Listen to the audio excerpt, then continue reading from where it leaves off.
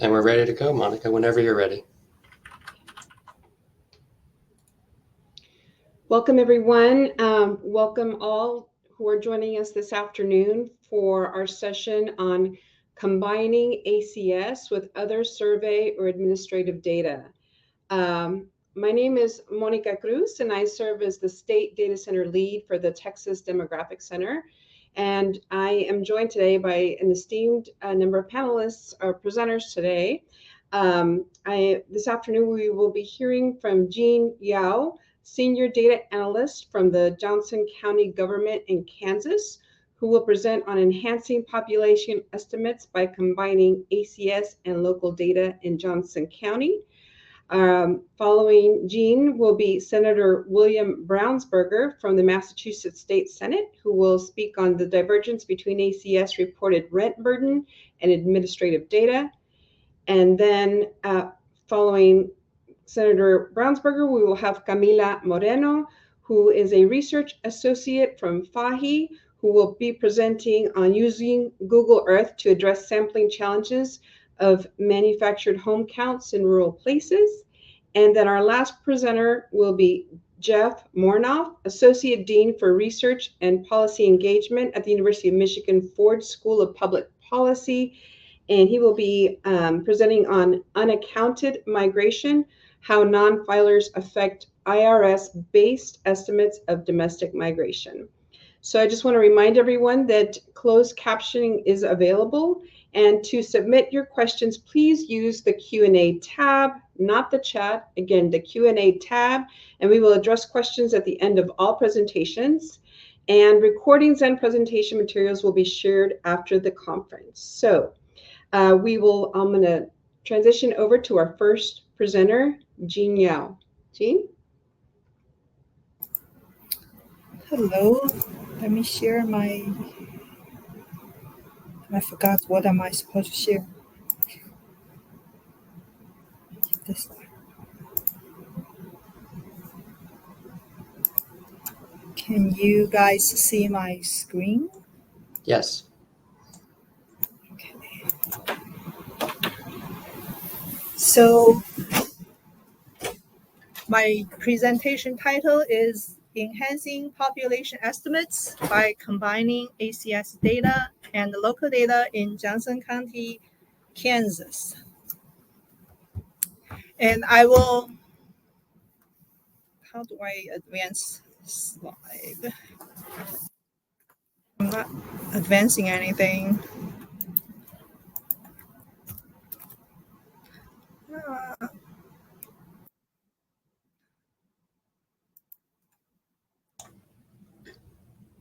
Okay, so we have three co-presenters. All of us are coming from Johnson County Government, the GIS division. And I am Jean Yao, a senior data analyst. And Steve Yoder cannot join us today. And then Shannon Porter, he just walked into the room. He is our GIS manager. We're gonna go down.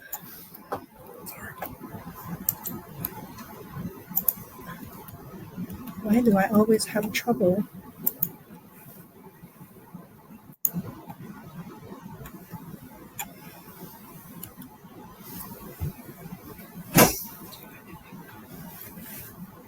We are going to cover three topics today: why we developed our own population models, some of the model logic, and a little bit on the operations of the model. So first off, why we developed ours. A little bit about us. We are Johnson County, Kansas. That's located in the eastern part of Kansas, just on the southwest corner of Kansas City. And we make up about 480 square miles. Our population, you'll see in a bit, is up over 600,000. We're about a quarter of the metro in terms of our size. Here on this slide, you can see the 10-year counts. We are a growing area, moved from about 450,000 to up over 609. We're made up of over 8,000 blocks. which are great to use for that 10-year census. But when we move into some of the ACS estimates, which come yearly, are very helpful, we unfortunately can only get that data down at the minor civil divisions. We only have 27 of those in our area for the population estimation program. So one of the reasons that we decided to create our own population model was to be able to look at population at any geography. In our case, we created these point-based models that allow us to roll it up to blocks, block groups, tracts, zip codes, school districts, or any other custom geography that we want. Here's an example where we're using it for redistricting of our county commissioners districts. You can see on the left that the blocks would be wonderful to use at that small level, but they're already 5 years out of date. Looking at it from a 2024 population estimation program, we would have too large of an area to look at. They wouldn't help us to redistrict. But using the point-based data, we're able to roll those up and do redistricting at any time. Additionally, ways in which the population models have been helpful in the past, we've used them for infrastructure planning for wastewater and water. Knowing how many people are going to be potentially in an area helps with that estimation. Or on facilities such as libraries and trying to determine how many people would be served by a specific area. Just a few of the ways that we've used population models. So our model logic. So we have 4 population models, and there are 2 types of data sources. So one is the ACS data, another type is local data. So I will use our population model 1 as an example to explain our model logic. So the ACS data we use are housing unit occupancy rate by 10-year and average household size by 10-year. And the local data we use for population model 1 is our parcel polygon. So we actually make it a point. So parcel polygon centroids. And we also identify a parcel if it is a residential or non-residential. We have number of dwelling units from our appraiser's office data. So we determine the tenure of any dwelling units is by looking at the site address and owner addresses. If the site address and owner address is exactly the same, then we consider that unit is an owner occupied. And if site address and owner addresses do not match, then we just call it a renter occupied. So the formula for us to calculate number of occupants at each dwelling, at each parcel polygon centroid is number of dwelling units times occupancy rate of the area times average household size of that area. So on the right-hand side, I just picked some small area to show you that there's differences between tenure and there's differences between non-residential property parcel versus non-residential versus residential. So the ACS data we use are the 5-year data, and the occupancy rate by tenure is calculated from the 3 ACS table, the 3 top ones. And the average household size by tenure is directly downloaded from the table B25010. So ACS 5-year data at our county are available at 3 geographies: block group, tract, and county level. So our decision rules to decide which geography of these occupancy rate and average household size data to use is to look at number of occupied housing units in each geography. We use the smallest geography where number of occupied housing units is statistically greater than or equal to 50 housing units. And Shannon is going to explain what local data we have used. Yeah, we actually have multiple population models. All models use our land use code, which our appraiser's office captures in order to properly appraise properties for their tax purposes. Our Model 1 particularly uses the centroids of our parcels and the dwelling units, and we utilize it to calculate really a current estimate. It's been very reliable. We're working on improving it as time goes on to try to make sure that we're getting the latest data from the appraiser's office, because right now we tend to have a bump every year when they certify, where it raises our population estimates at that time. And if we can even that out, we'll do it by getting their working data throughout the year. Model 2 actually uses our address points rather than parcel centroid. The address points tend to be one of the first things that happens in land development. And so we see that model as a little bit forward looking, kind of in that 3 to 5 year time frame. And we're able to provide those same calculations to determine what our population may be a few years out. Model 3 is a current estimate as well, similar to Model 1. It uses our population or calculates the population based on the building permit data and adds it to the last census, 10-year census program. Model 4, really, we consider that to be an ultimate build-out model. This one is most useful for those instances I was referring to earlier, where we're trying to determine what are the most number of people that might be able to be supported on this land or this area. We remove things like floodplains and utilize the current zoning or land use values that are defined for that area for the future. And sometimes those change. So Model 4 obviously has a lot more variability.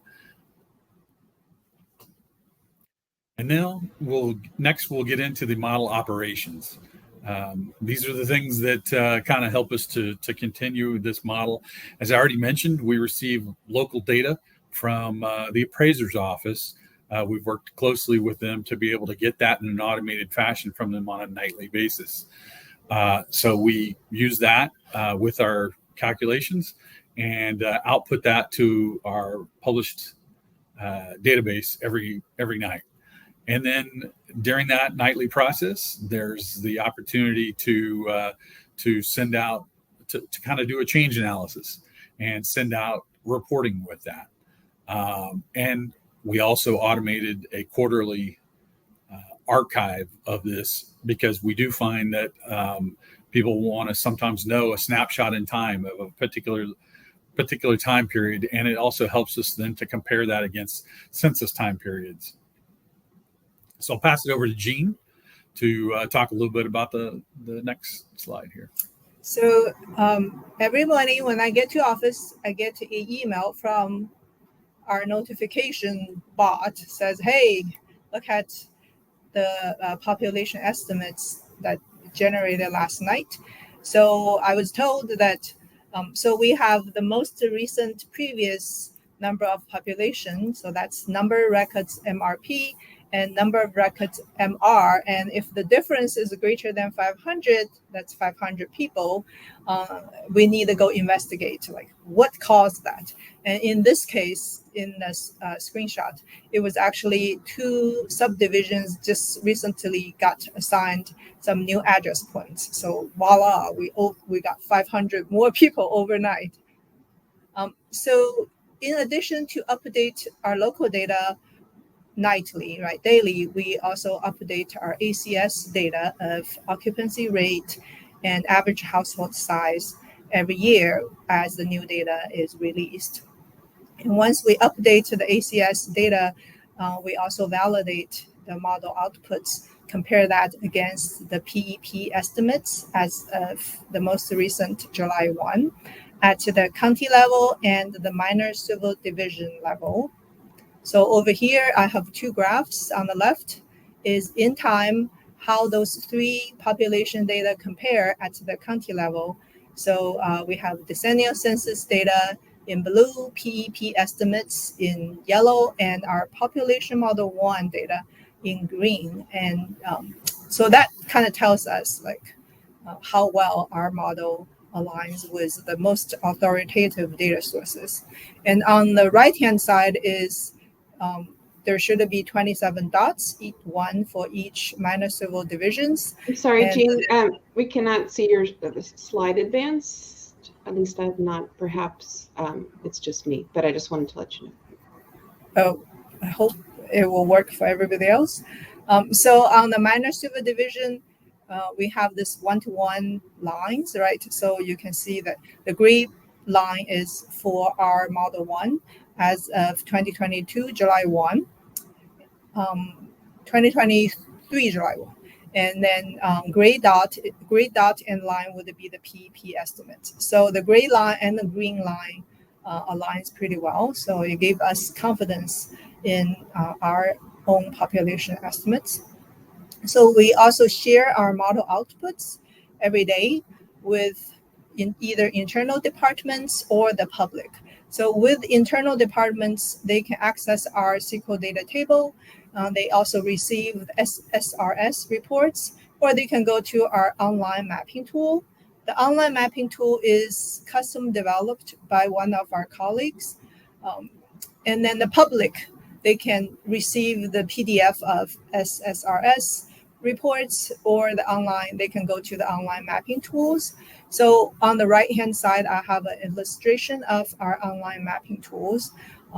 So you go there, and then I can just use one of those polygon tool to select a custom shape, and then the pop-up tooltip will tell us that, oh, inside that red polygon shape, there are 171 peoples. So that is from our population model 1. So this is what we just talked about it, and I think our time is up.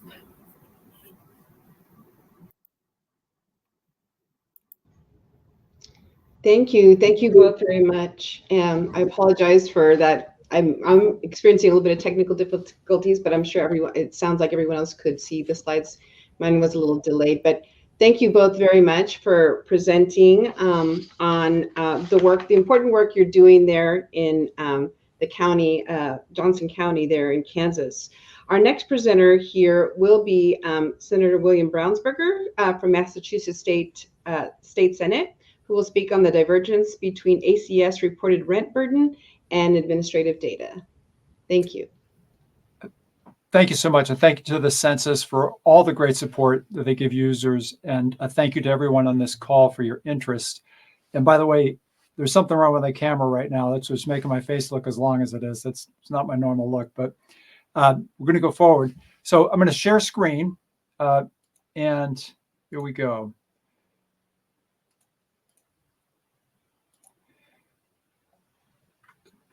Our topic in this session is the divergence between ACS reported rent burden and administrative data. I will be delivering the remarks, but I do want to acknowledge the important assistance of my teammate, Regina Fink. Housing affordability is a perennial public policy concern, and over the past few years has become the top perceived challenge for community leaders in both business and government in many states. The American Community Survey is our central tool for measuring housing affordability. It is the only data source that is national in scope, and it has a sample size sufficient to support state and local estimates, and it combines data on household income and housing costs. ACS-based affordability data is misleading for one population of central concern. In this talk, I share aggregate comparisons to administrative data, suggesting how far off ACS-based affordability can be for low-income renters. Over the decades, many researchers have compared survey reported income to administratively known income. These researchers have repeatedly demonstrated that income is likely to be underreported on surveys, especially among the lowest and highest income populations, the two ends of the income distribution. An additional problem among the lowest income households is that many are likely to be using housing vouchers. The Census Bureau did some good work, published in 2017, matching ACS interviews to HUD administrative records. That match showed that tenants in reduced rent housing reported their rent fairly accurately, but the tenants using mobile vouchers reported their rent inconsistently. A tenant with a mobile voucher makes a modest affordable payment while the voucher pays the balance of the market contract rent. The ACS survey question asks for the contact rent, but a substantial minority of tenants report something closer to their own tenant payment instead of the contract rent. Now, before going further to see how these known issues with ACS data distort affordability analysis, please bear with me as I make sure we all have the same housing affordability vocabulary. So rent burden is gross rent, including utilities, as a percentage of household income.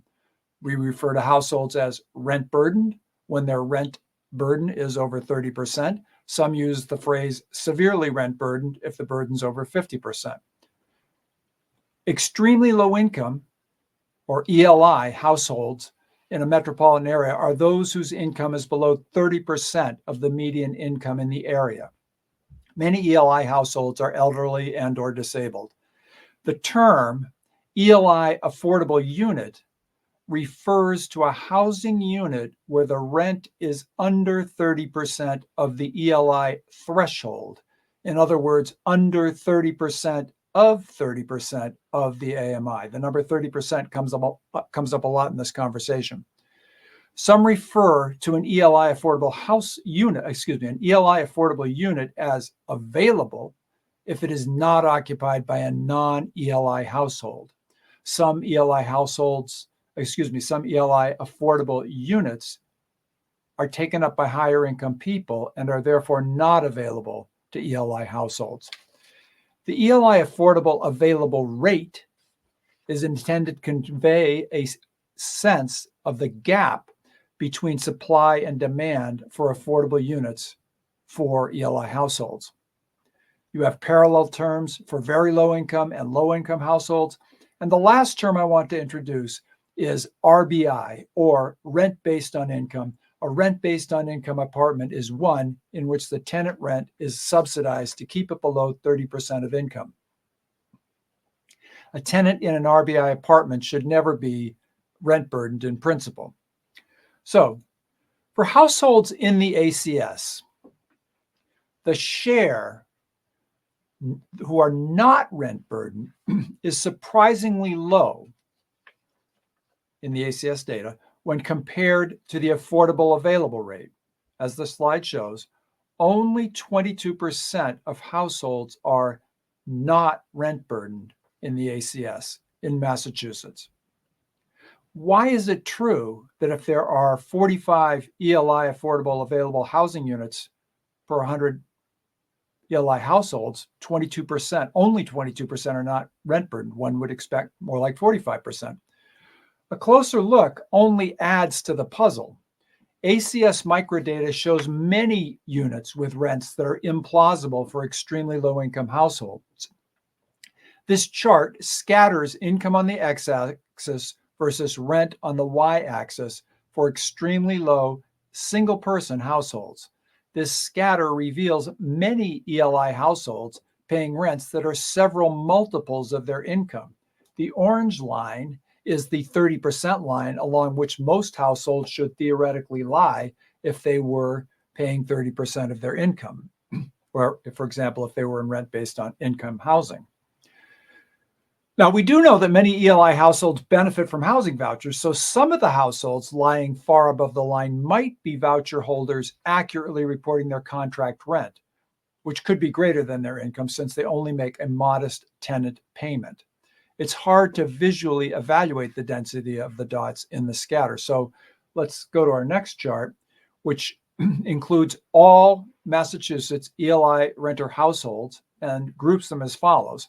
The left bar is ELI households paying ELI affordable rents. The right bar is ELI households paying higher rents. Among those in the left bar, those paying ELI affordable rents, and this is all ACS data, only half of those paying ELI affordable rents, the bottom yellow segment, are not rent burdened. The rest are burdened or severely burdened. The top blue portion of each bar shows the severely burdened households that are reporting rent over 100% of their income. In the right bar, well over half of the households are reporting rent over 100% of the income, and most of the rest are reporting rent between 50 and 100% of their income.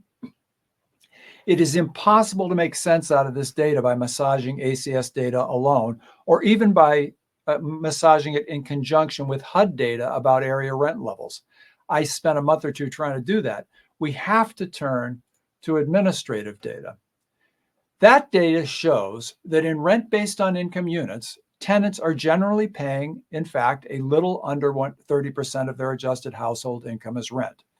It's a little less than 30% because household income is adjusted downwards for certain basic needs before applying the 30% standard to compute subsidized rent. We should accept this administrative data as ground truth. The 30% of income standard is established by a body of state and federal law and regulation that has been basically stable for decades. HUD's aggregate picture data confirms rent averaging at somewhere between 27 to 29% of income across HUD programs. Now, those averages could, in theory, obscure some variation, but then HUD's published microdata shows only a handful of tenants with rents over 31%. So most must be very near that average. And one can get additional confirmation that rents in rent-based and income housing are about 30% of income by talking to people who sent rents in subsidized housing and inspecting the forms that they use. So if one's prepared to credit the administrative data for rent based on housing and income and vouchers, this is the revision that one would make to the preceding graph. So you see the preceding graph in the little window up at the top, and then what it becomes when you look at the administrative data. So we have robust administrative counts of RBI housing and vouchers. From those counts, one concludes that all or almost all of those paying ELI affordable rents, the left bar, are in fact paying rents that are 30% of or less of their income. So the whole bar should be yellow. One is effectively concluding that they are underreporting income, but this is consistent with the literature of income underreporting in surveys. And even among those paying higher rents, the right-hand bar, one also concludes that many are effectively paying affordable rents because their tenant payment is ELI affordable, although the unit is not ELI affordable. Thus, we have a new segment of not burdened yellow in the right-hand bar. But even after backing out those voucher holders who are not paying more than 100% of their income in real terms because of the voucher, we are still left with the top three segments of the right bar paying unaffordable rents. And some undoubtedly are genuinely ELI households feeling a big squeeze. Yet most are reporting rents over 50% of their income, and among them, half are reporting rents over 100% of their income. If you study this sample and link it to market rent data, you find that many of them are paying rents that are well above the fair market rent in their area. These cannot be truly rent-burdened people. They may be wealthier people who are underreporting their income or are drawing down assets, or perhaps they are low-income people who benefit from family support. However, the available data from the ACS and the administrative data that at our aggregate level do not allow us to confidently characterize this group of people that are paying more than 100% of their income in rent. So, summarizing, as a result of the administrative identification of rent based on income housing and vouchers, provided to the ELI population. When you recognize that, the administrative data, the ELI not rent burden population goes up from 22%, as we had it in the first slide, to more like 59%. Additionally, recognizing that there are some ELI households in the ACS that must have invisible resources, the true ELI total population goes down by as much as 25%. There's as much as 25% because planners have to make a judgment call as to how many to deem non-ELI among those ELI households that are reporting rent well above their income. With these adjustments, the ELI affordable available rate jumps from somewhere between 61 and 81 per 100 households. It jumps from 45 to somewhere between 61 and 81 per 100 households.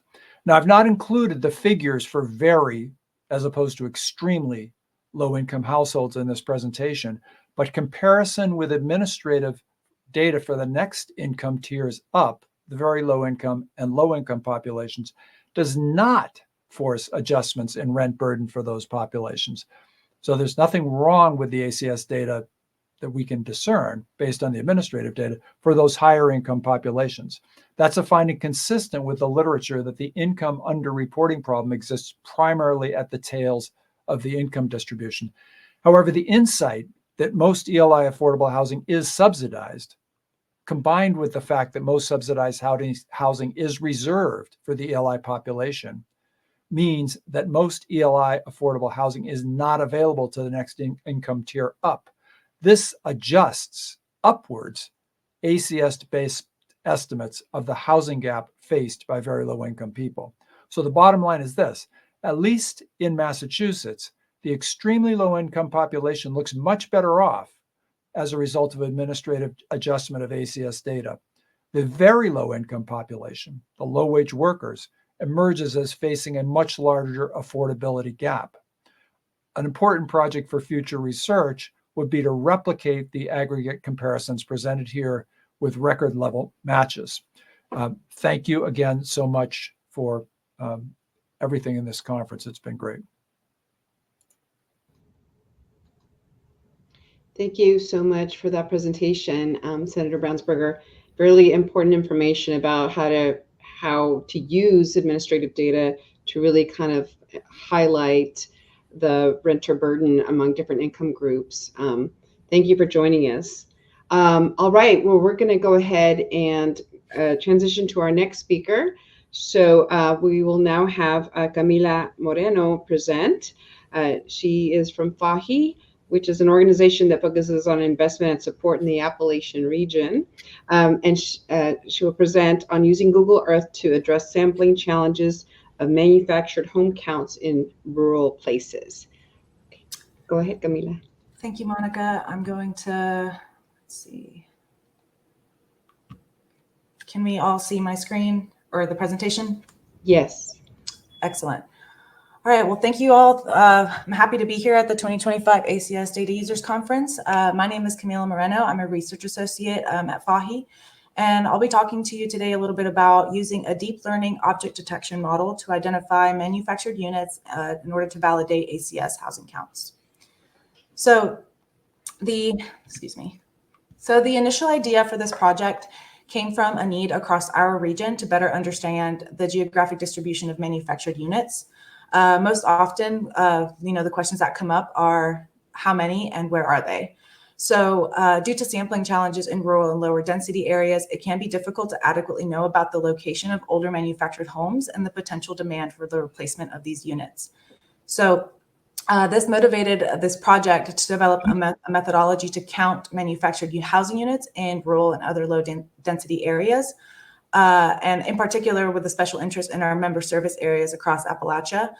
These are the Appalachian portions of Kentucky, Tennessee, Virginia, Alabama, West Virginia, and Maryland. Excuse me.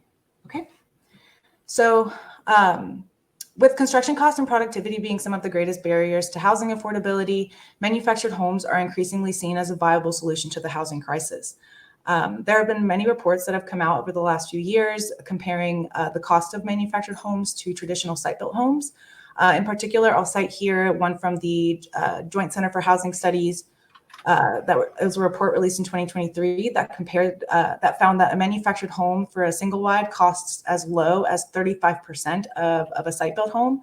However, this only refers to construction costs. There are still barriers to land acquisition and other barriers to conventional financing, as well as community acceptance. That being said, manufactured homes are an important source of housing for millions of Americans, with approximately 7% of households living in 6.8 million manufactured homes. FAHI commissioned a housing report from the Virginia Center for Housing Studies. They used ACS data, comprehensive housing affordability strategy data, and PUMS data to come up with these statistics. But they found that manufactured homes make up about 14.3% of all the housing units across those the Appalachian portions of the previously mentioned states, including Kentucky and Tennessee.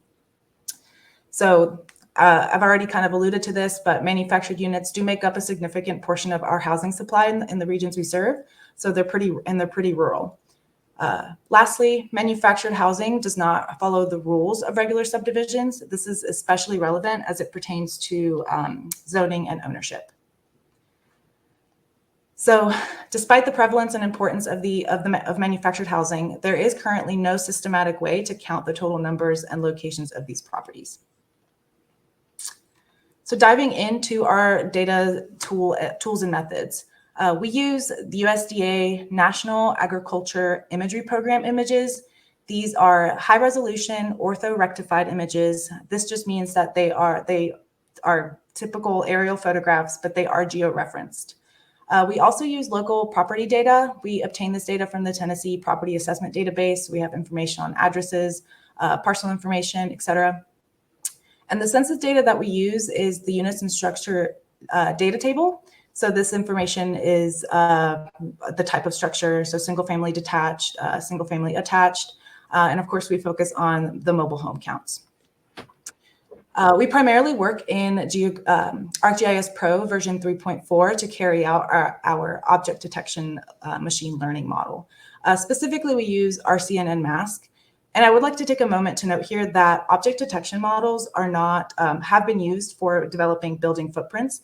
So that part is not, we are not developing that in any new form, but they are popular for land use planning and infrastructure development, change detection, for example. But the application of the tool for detecting manufactured units is still a novel development. So this is our area of interest. This is the northeastern region of Sullivan County, Tennessee. And these are split across 7 census tracts. We selected these 7 census tracts because, of course, it's part of our network service area, but we're familiar with Bristol. But we also wanted to capture a representative continuum of rural versus urban, whereas if we had focused on one singular census tract, this model may not have had enough information. Here I have a map of the number of mobile homes in Northeast Tennessee census tracts. The information displayed here is pulled directly from the units and structure data table. I just really want to point out here the most rural tract, census tract 430, has greater than 500 mobile home units compared to one of the most urban. This is census tract 42730 with less than 16.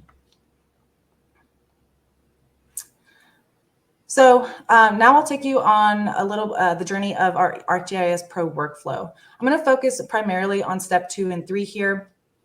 Step 1 is just prepping our data to develop training images. These training images are then used to label objects for deep learning. The labeling process is pretty tedious and time consuming. This is where the user, me in this case, manually digitizes the object of interest, being manufactured units in the imagery. So once we're satisfied with the labeled objects, we export that training data and are able to use it for training the model.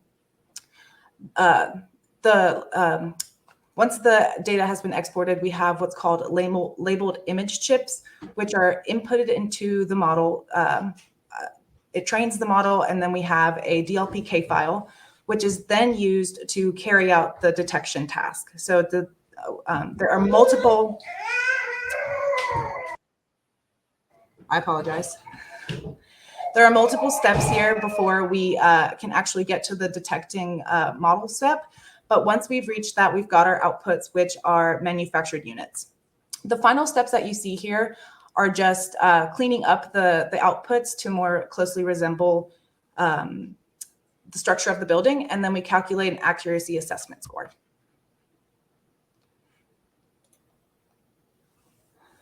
So in this slide, I just want to take a moment to make note of some of the challenges and common things noticed during labeling of training data. The red bounding boxes highlight exactly what we did in ArcGIS Pro to create those the training data set. On the left here, this is what would be considered a manufactured home community. Again, this would be a form of alternative housing. We see a mix of single and double wide units, and it more closely resembles a formal subdivision infrastructure. It is very likely that these units are and the land it sits on are owned either individually by the residents, or it is a resident-owned community. On the right here, we have a mobile home park. This is a form of informal housing. You can see here there's a mix. It's compared to the left image. This is primarily single wide units. We have a lot of tree cover, which created a lot of challenges for visibility. And also notably, the placement and orientation of these homes do not adhere to any formal structure.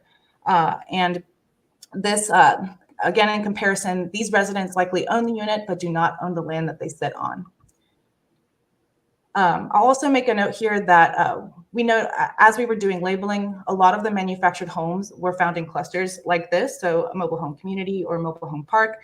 Standalone manufactured homes on an individual parcel were really difficult to identify. So now we get into interpreting the model performance. I won't spend too much time here, but the main thing here is we focus on the drop and convergence of the training loss and validation curves. A lower validation loss just means that our model is effectively learning the patterns, aka generalizing. So we reach optimal generalization around 500 to 1,000 batches. So we really, one thing that we can change in the future is less iterations so that we prevent what's called overfitting. I think it was cut off on the slide, but we had an average precision score of 81.9%. And I'll go over that a little bit more in the next couple of slides. So in this table, we see the model output compared to the ACS units and structured data table. I'd like to just taking a moment here to share the statistic from the previous report from the Virginia Center for Housing Studies. The total share of manufactured homes in the Appalachian portions of Tennessee is 12.5%. So we did not actually expect to see very many deviations, if any, at all from the ACS data. But please note here the percent model accuracy score. Overall, the model performed pretty well in a little over half of the tracks. Where the model did not perform well, as you can see, we've got a 0% score in 42703 and 42801. These are probably the most urban. So in contrast to tract 430 being the most rural, it is where the model performed the best at 91.8%. So this wasn't too surprising, as manufactured units I alluded in the previous slide are often found in clusters, which are common across rural areas. So that's why I think the model did a better job detecting them there.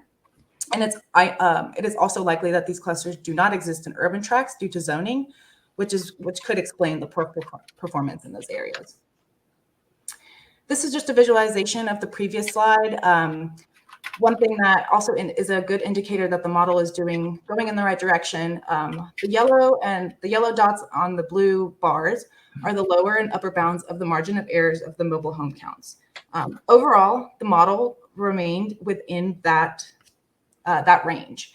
I think, again, the best being census tract 430, being well within range on the lower bounds. So interpreting model performance, other ways that we know we're doing well.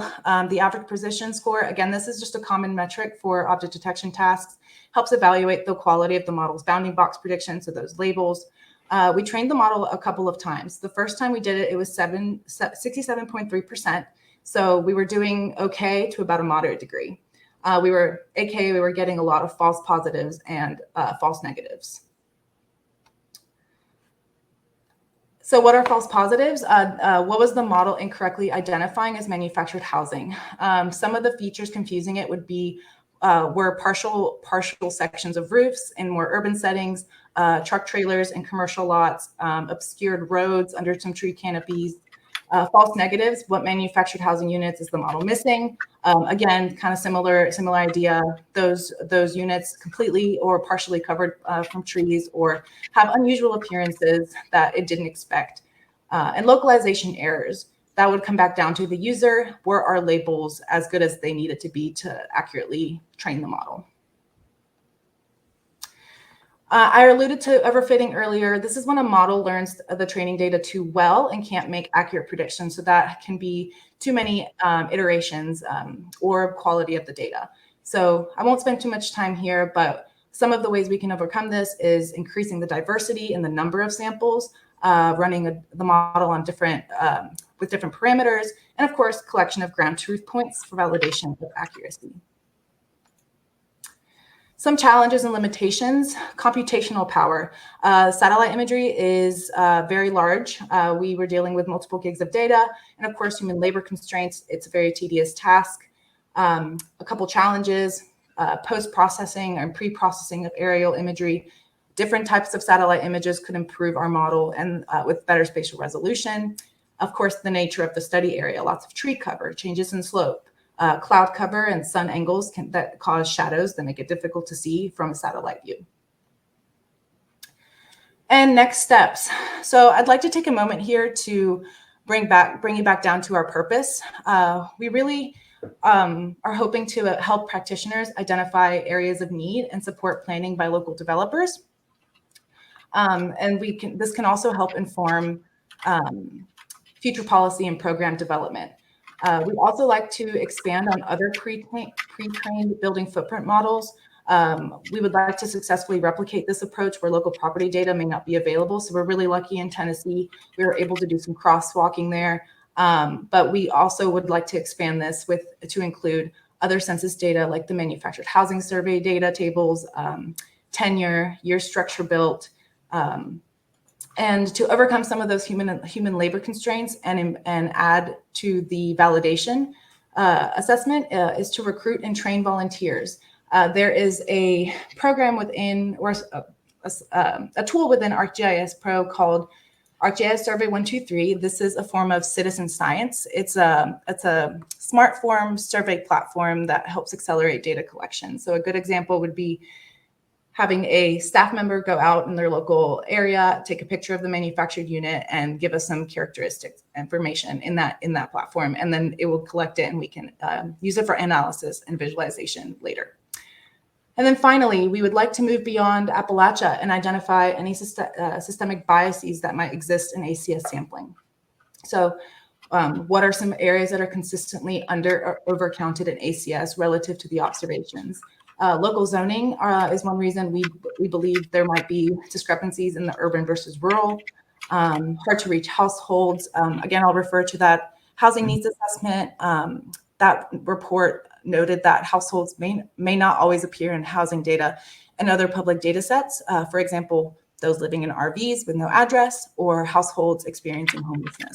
So this just further underscores the need for identifying a method that improves our ability to count these types of households.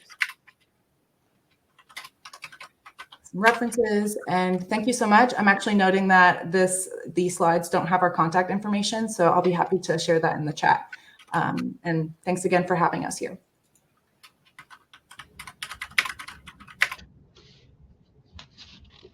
Thank you so much. Thank you, Camila, for that presentation. I think the work that y'all are doing and looking at better, estimating, the prevalence of manufactured housing in these rural areas is something that can be replicated in communities, certainly here in Texas. So thank you for that. All right, our next and last presenter this afternoon is Jeff Mornoff, who's Associate Dean for Research and Policy Engagement at the University of Michigan Ford School of Public Policy. And Jeff will be presenting on unaccounted migration, how non-filers affect IRS-based estimates of domestic migration. So thank you for joining us, Jeff. You can go. Thank you. Okay, I hope everybody can see my slides.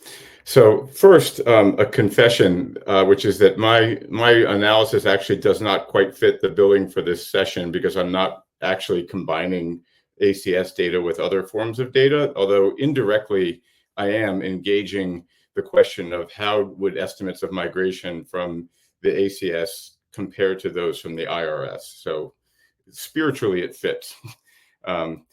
But let me start by talking about the motivation behind this work and some background before I get into the actual analysis that we undertook. Oh, and I forgot to acknowledge my co-authors. Noah Attal is a former student of mine from the University of Michigan, now working at a law firm in Detroit, and Chris Dick, a former employee at the Census Bureau who now runs a consulting group called Demographic Analytics Advisors.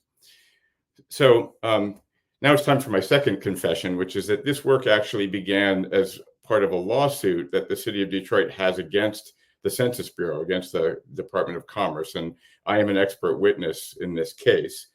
And at issue are the annual population estimates for the city of Detroit.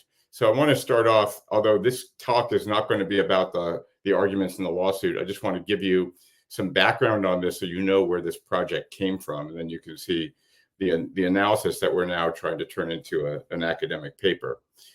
So some of the main issues, one of the main issues in the lawsuit was that Detroit has gotten a lot of federal money to demolish vacant and uninhabitable housing. And for each home that's demolished, in their population estimates, they're having population deducted, something like 2.4 people per household per demolished home.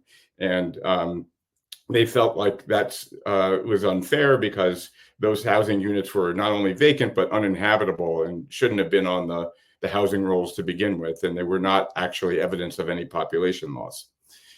Secondly, under the Census Bureau's method for estimating sub-county population, they were not accepting records of both permitted and non-permitted construction of new housing units. Either you were a city or a town that does permits or you were not, and only one form of those housing units could be counted. So Detroit issues permits, but has a lot of new construction and rehab that goes on without permits being pulled. So they felt like their number of new units were being underestimated. And then finally, the application of what's known as the county cap rule.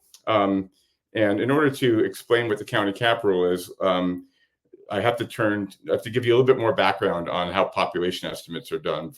Many of you may know this already, but here's some background on population estimates. So for sub-county areas like cities and towns, the Census Bureau uses this method called the distributive housing unit method, which is, in essence, it's tracking houses, not people, to estimate the population of cities. So step one is to produce what the Census Bureau calls uncontrolled sub-county household population estimates. So you start by taking the number of housing units that were counted in the 2020 census, or the base, the housing unit base, and you account for new residential construction, new mobile homes, and housing units lost, as I was alluding to, through demolition. So you start with the 2020 housing unit base, and then you add on the new homes, and you subtract off the ones that were demolished. Then that number, that housing unit estimate, is then multiplied by the household per housing unit ratio, which was that number that I think is around 2.4 in Detroit, if memory serves. So that produces the uncontrolled sub-county household population estimate. And then the Census Bureau undertakes a process called the controlled population estimate. And the purpose of this is that the philosophy is that population estimates for higher units of geography are more reliable than for lower units of geography. So the population estimate for the county should be more reliable than for the city. And so it should not be that all the estimates of sub-county units, like all the different cities and towns within the county, should not be able to sum to more than the population of the county. And that's what the county cap rule is that they're not allowed to go any, like the sum of the cities and towns populations cannot exceed the estimate for the county. So for each sub-county area, the Census Bureau computes what's called a county proportional adjustment, also known as a rake factor. And this gets multiplied by the city's uncontrolled population estimate. And in the case of Detroit, that means its population is getting lowered in order to fit within the county cap. So the county cap rule is that the sum of the controlled household population estimates for sub-county areas must equal the controlled county household population estimate. And this was an issue in the court case. And the city of Detroit was arguing that this was not fair because, well, for numerous reasons, but one of them is that they did not trust the county level population estimates. So that leads to my next slide. What are some potential issues with the county level population estimates?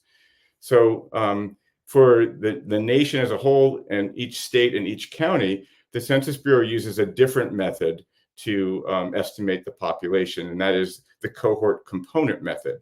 And that is a kind of a formula that's more familiar to demographers. You start with the population base, you add the number of births, subtract the number of deaths, account for net migration, and that yields the population estimate.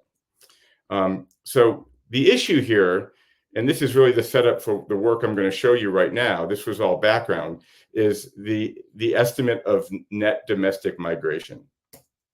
So the net domestic migration rate as defined by the census, in the numerator, it's the number of in-migrants, and we're talking now about a county, so the number of people who moved into a county in the past year minus the number of people who moved out of the county. And so if that numerator is positive, it means that it's gaining more people than it's losing. And if it's negative, it means it's losing more people than it's gaining in terms of migrants. And then the denominator are all the people who lived in that county at time t-1. It's the number of non-migrants, those who are still there, and the number of out-migrants, those who have left in the past year. So it's the proportion of people who were there at time t-1 that moved in or moved out, depending on which direction the numerator is going in. Now, the data that the census uses for this depends on the age of the people in question. So for people ages 0 to 64, it uses IRS tax return data, and that's really the issue here. And that, in order to show up in that database, you need to have filed taxes in 2 consecutive years. So the Census Bureau can see if you lived in the same county at year 1 and at year 2. For people over 65, they base that on Medicare enrollment data. And that's not really, that part of it was not raised as an issue in the lawsuit. So that's the background on how we got to this. And it led to the following research question. So the question is, does the omission of non-tax filers from the IRS data bias the Census Bureau's estimates of net domestic migration rates? And the reason that the city of Detroit cared about this is that they thought that the population estimate for Wayne County was being underestimated because it was relying so heavily on IRS data for its net domestic migration rate, which was highly negative. Like the net domestic migration rate showed that Detroit was losing a lot of people through migration. So the analytic questions that I'm going to address using the ACS data are, how different are expected tax filers from non-filers in their likelihood of moving across counties in a given year? Now, as most of you probably know, the ACS does not ask questions about tax filing status. So I'm using the language of expected tax filers, and I'm going to explain how we proxy that using ACS data. Second question is to kind of expand on the first question. How do differences in movement patterns of expected filers and expected non-filers vary depending on the counties that they're moving to and they're moving from? And we're looking at a somewhat crude distinction between lower and higher income counties based on whether the median income for the county is above or below the median income for the nation. And I'll get to that more in the future slides. So, and then third question, what are the implications of these? So far, these first two questions were questions that we're going to address using PUMS data on individuals. But then at the end of the presentation, I'm going to trace what the implications are for estimating county level net domestic migration rates.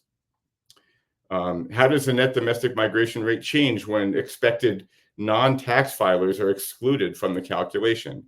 And how does the exclusion of non-filers change that net domestic migration rate in low-income counties compared to high-income counties?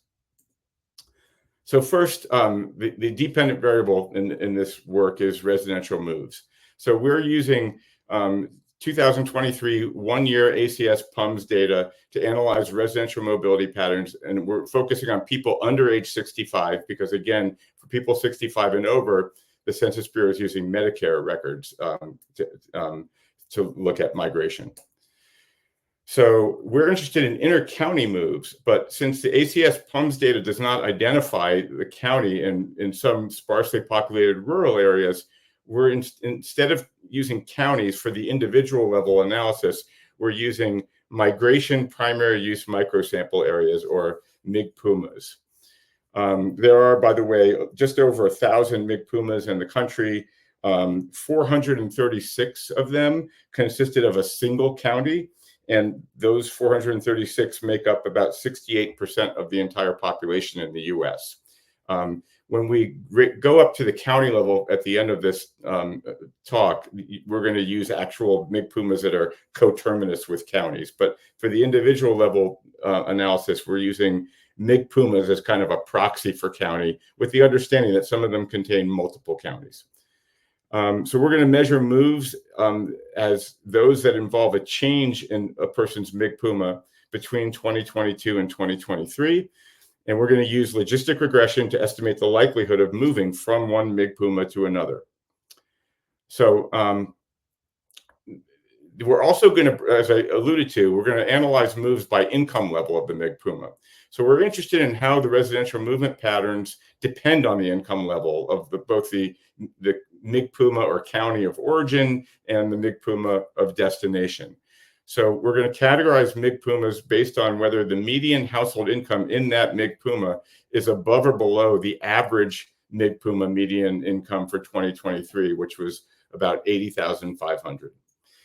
And then we're going to use multinomial logistic regression to estimate the likelihood of moving into a low or into a high income MIG-PUMA compared to not moving at all.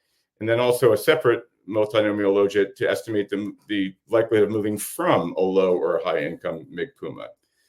And then we're also going to run multinomial logits looking at origin and destination together. So the first bullet point is like a low move, like somebody who moved from one low income MIG-PUMA to another low income MIG-PUMA. We have low, high, and high. Okay. So how do we measure expected tax? Those were moves. So here's expected tax filing status. Since the ACS does not ask about filing status, we have to estimate it. And I see I'm running short on time, so I'm not going to go through this in detail, but we use information about income and household composition, and we try to predict what somebody's filing status would be. And then we use the income threshold for that filing status to determine whether or not we expect that they did or did not file taxes. Okay, so we have individual analysis that I've already kind of told you about. We're going to run a combination of logistic and multinomial logistic regression models to look at moves. And in all of these models, we're going to use ACS replicate weights, and we ran them with and without control variables. The results I'm presenting to you today are all with control variables. And then we're also going to do a county level analysis where we estimate the net domestic migration rate for large counties with 500,000 or more people under the age of 65. And we're going to look at how the net domestic migration rate compares to filers and non-filers, or expected filers and expected non-filers. So the first finding is that people who we expect did not file taxes were more likely to move between MIGPUMAs than those who were expected to file taxes. So non-tax filers, we're saying, are moving more often in general. And here's the predicted probabilities from a logit. It's a significant difference between non-filers and filers. The second finding is that the difference between expected filers and non-filers that I just showed you was larger when predicting moves into lower income MIGPUMAs or lower income counties. So on the left, you see two bars, the difference between expected filers and non-filers.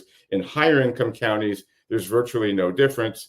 On the right, you see that the gap between non-filers and filers is wider in lower income counties. So lower income counties are experiencing more people moving into them who were not expected to file taxes.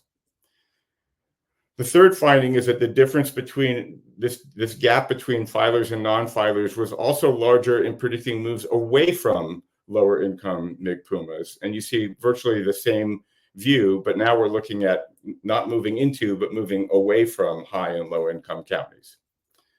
And then you put those together and you see that the largest difference was actually between people who moved from one low income county to another. So on the far right, you see the bars of these low moves, and that's where you're seeing the biggest difference between expected filers and expected non-filers. I should add as a caveat that some of these other differences were also statistically significant, but the largest one of people who are kind of circulating between different low-income MIGPUMAs. So the last finding is that what does this mean then for estimates of the county level net domestic migration rates? The upshot is that we're arguing that it overstates population loss due to migration in low-income counties because it's not capturing those non-filers who are more likely to move into those low-income counties. And it's also understating, it's understating population loss in high-income counties.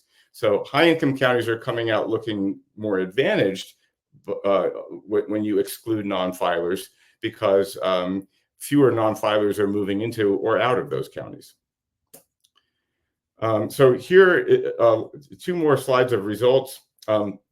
This first one is there's a lot of numbers here, but on the top we have unweighted data, and the bottom we have data that are weighted by population size. These are county level net domestic migration rates. And when we estimate them on filers, we see a more negative in low income. If we're looking at low income counties here, we see that low income counties are losing expected filers and gaining expected non-filers. So they're being disadvantaged by the reliance on IRS data that does not include non-tax filers. And high income counties is the opposite. The high income counties are losing expected non-filers at a more rapid rate than they're losing expected tax filers. This graph, this is the last finding, shows you the expected net domestic migration rate for non-filers on the x-axis and the migration rate for filers on the y-axis. And the dotted line is what I'm calling the parity line. That's what it would look like if filers were moving at the same rate as non-filers in every different county. And these are the counties of 500,000 people or more that are being plotted here. And the ones that are in the low income category in red and the higher income are in blue. And if you're to the right side of that parity line, that dotted line, that means that, I have this written out here. It means that the non-filers are, in most low income counties, the net domestic migration rate for expected non-filers is more positive. So there's they're actually gaining more people because more non-filers because they're to the right of that line. And in high income counties, the net domestic migration rate for non-filers is more negative. So the exclusion of these non-tax filers is kind of pumping up the population of the high income counties and detracting from the population of the low income counties if these estimates are accurate. And this is just a recap of the findings. And since I'm over time, I am going to end there.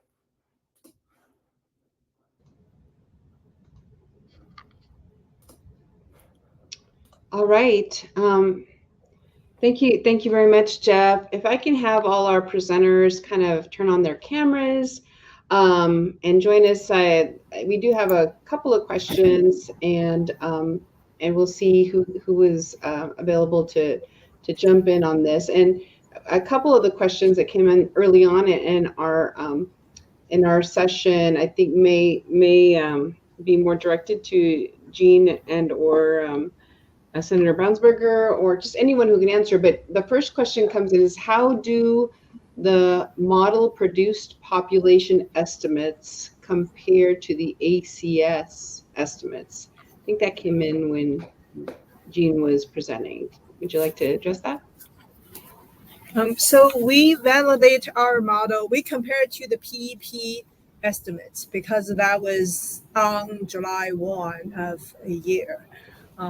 We only have 3 largest city had the population greater than 65,000. That means that we will have population data available in ACS 1 year data, so we can actually compare. But actually the ACS 1 year population data is just the same as the PEP data. So the ACS data estimate use PEP's data as a controlled population and stuff. So out of the 27 minor civil divisions, we can only compare 3 largest city population, like the ACS 1 year data. Did I answer the question? I hope you did, but we know that in your slide presentations, if folks have follow-up questions, they can contact you directly. The other question here that came in was, hi, have you found the ACS vacancy rates to be reliable in your estimates model? We've seen fluctuations at the city level from year to year, and they are generally higher than the vacancy rates in the decennial census. Can anybody? Yes. So ACS is a survey, right? It's not a complete count as this decennial census. So for the decennial census, every housing units in a block or block group or tract has been counted. So that's why the estimate is more reliable. But the limit is, well, that data is only available every 10 years. In fact, when we first started to use the Census Bureau data of occupancy rate and average household size, we used the decennial census data. And then we discovered that over 10 years, in 2019, we were still using the 2010 census data, and we felt like that is not updated frequently enough. So we switched to ACS, and we do discover that for some of our block groups where there was only one house got surveyed, and that house had 10 people. So we had this 10, average household size for that block group was 10.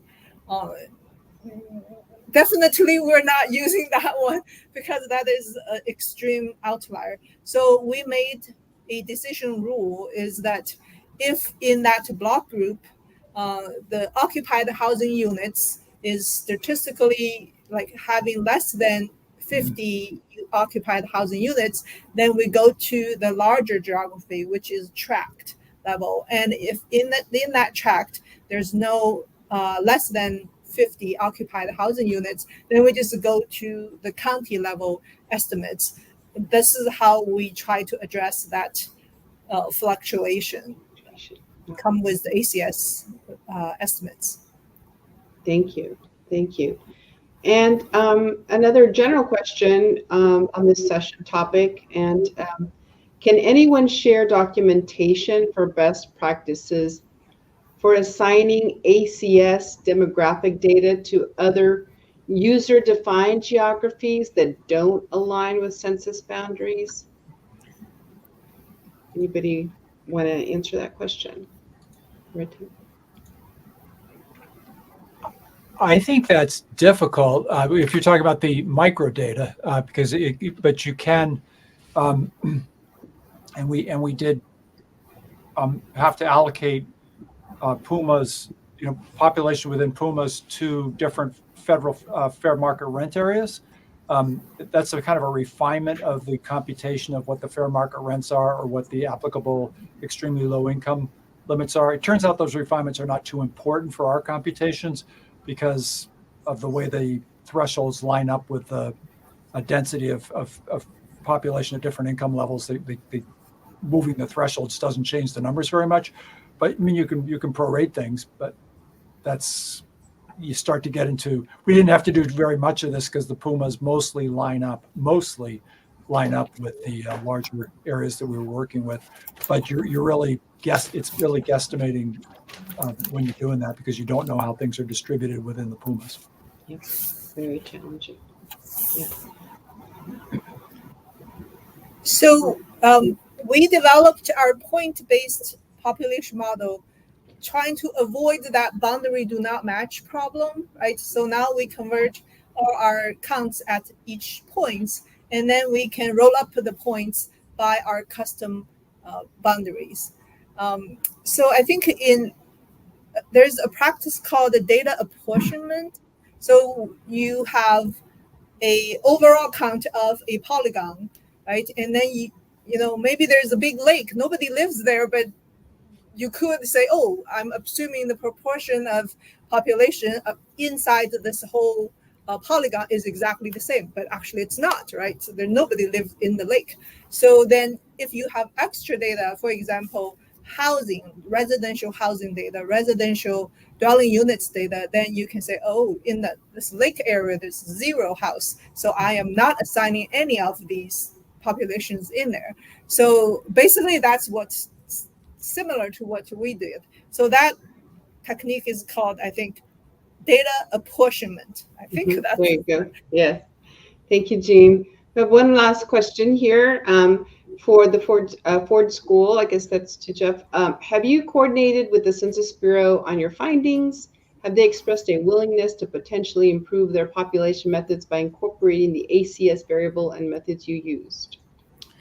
Yeah, so I guess it depends on the meaning of the word you. So our team has. Yes, I personally am an expert witness, but the lawyers for the city of Detroit have been talking to the lawyers for the Census Bureau, and there has been some movement, especially on the inclusion of permitted as well as non-permitted new housing in terms of counting those both types in a given place. And these are going to, my understanding is these are going to be nationwide changes, not just for the city of Detroit.